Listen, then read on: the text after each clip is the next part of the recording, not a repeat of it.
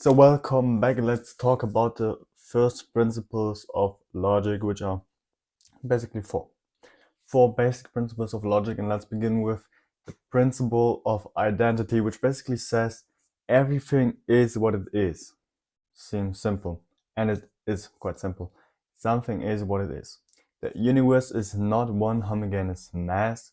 It consists of various elements, of course, like you got trees, you got humans, you have buildings, you have stars, planets, and so on. And it's not one big mass, but it consists of individual elements that are, of course, unique and vary. The second principle is the principle of excluded middle. You will see that basically all of those principles are quite easy and easy to understand. So this principle of the excluded middle says that something is in a state or it is not in a state, and there's nothing in between. It is either raining outside or it is not raining outside. Okay, you have as well the state of becoming. The state of becoming something, which might suggest that there is a state between not being and being. But it has to be this case. So let me give you an example. I am becoming a better singer. What does this require? It already requires me being able to sing. And the state of I already exist, so it means that I either sing, I either can sing or I cannot sing. And I'm already there and I can sing.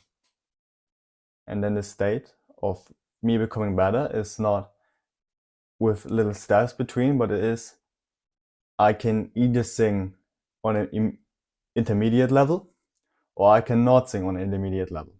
I can either sing on a very high level, high proficient level, or I cannot sing on a high proficient level.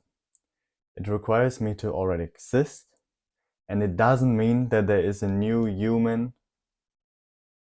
being created in order to me being a good singer. It's just another version of me. Okay, I hope this is understandable. Let's go over to the third principle, which is the principle of sufficient reason. Everything has a reason why it is, how it is, what it is.